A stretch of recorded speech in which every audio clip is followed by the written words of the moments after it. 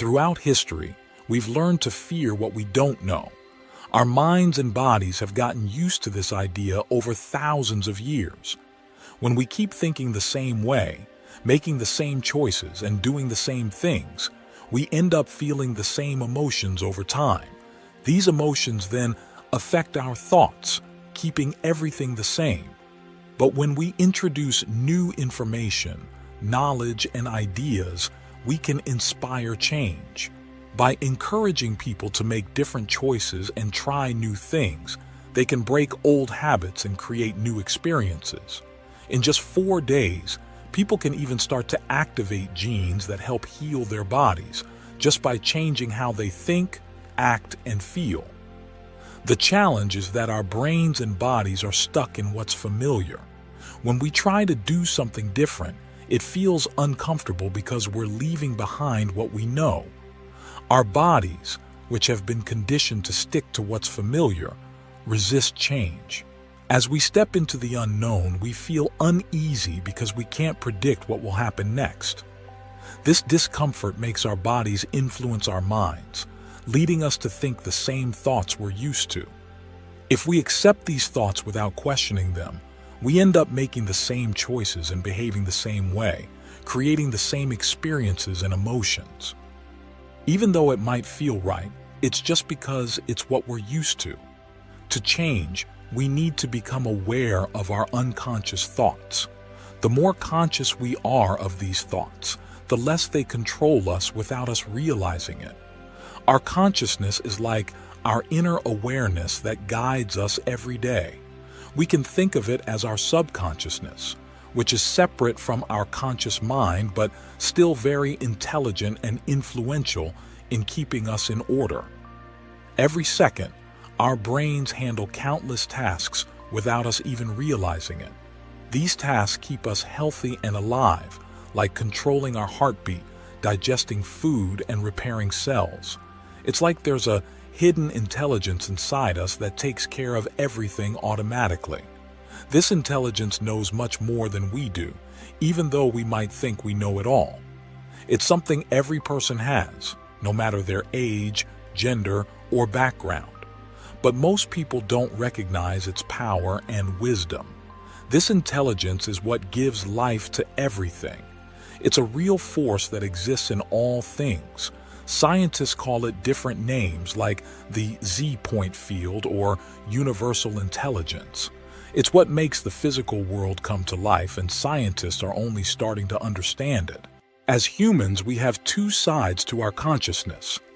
One side is what we're aware of, the thoughts and feelings we have. The other side is this deeper intelligence that keeps us alive and connected to everything around us. We have the freedom to choose how we live our lives, but this greater intelligence is what keeps us going. Our brains are like the tools that allow us to tap into both levels of consciousness. Without consciousness, our brains would be inactive. But when consciousness flows through our brains, it creates what we call the mind. The mind is like the result of a working brain infused with life. So, the brain is like the hardware, and consciousness is the software that makes it work. Both levels of consciousness work together to create the mind, giving us the ability to think, feel, and experience life. Our brains are like two different systems, each handling a different kind of consciousness. The conscious mind operates in the neocortex, which is like the command center of our brain. It's where we make decisions, think, and process information. The way our brain cells are connected in the neocortex makes us unique individuals with our own thoughts, feelings, and experiences. With our conscious mind, we're aware of ourselves, our actions, and our surroundings. We can think about our thoughts and express our ideas. This self-awareness is what we mean when we talk about someone being conscious or unconscious. It's about being awake and aware of who we are. But sometimes our brains switch into survival mode, especially when we're stressed. In this mode, everything can seem like a threat or a danger. We might feel impatient, frustrated, or judgmental. It's like we're being controlled by our emotions.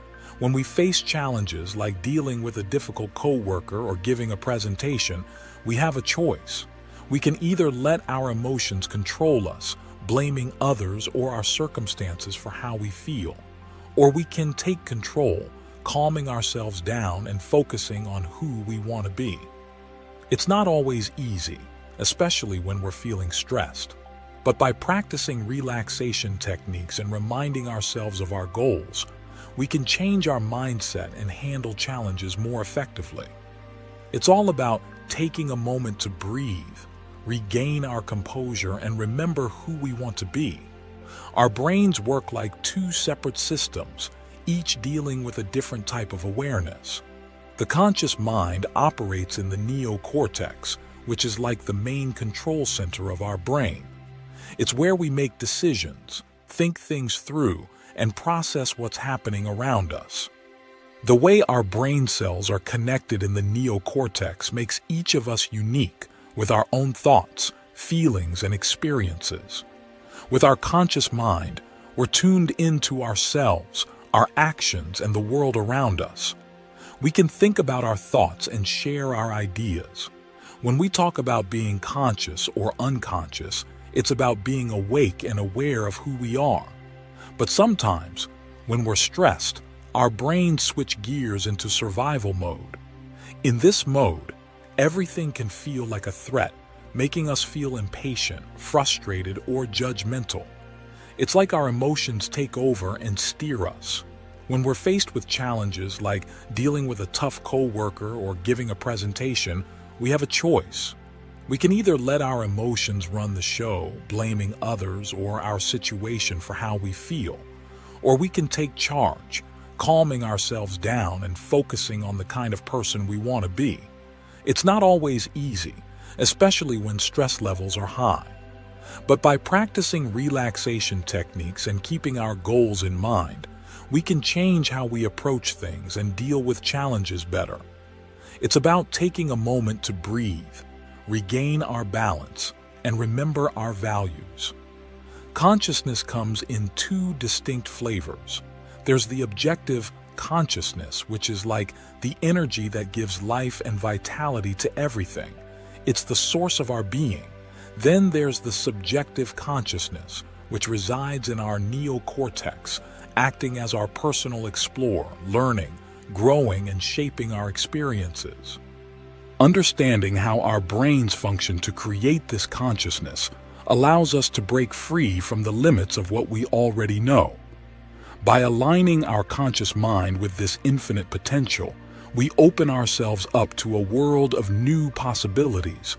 Consciousness is what enables us to change our brains and minds. It's that mysterious part of ourselves that influences our thoughts and feelings. When we're truly conscious, aware, and present, we have the power to shape our minds and create new levels of awareness. When we can merge our conscious and subconscious minds, we're able to upgrade our mental hardware and operating systems. Essentially, we can rewire our brains. The idea is, if we can change the way we think and feel, can we also change the outcomes in our lives? Can we shift from feeling like victims to feeling like creators of our own destinies? By altering our thoughts, actions, and emotions, we can indeed create new outcomes. Our goal is to help people reverse this process. Everything in our lives, people, places, objects, is mapped in our brains, shaping our perceptions and responses. But if we can change how we think, act, and feel, we can change our lives for the better. It's about rising above circumstances and taking control of our own destinies. And that's the thrilling journey of being the creators of our lives.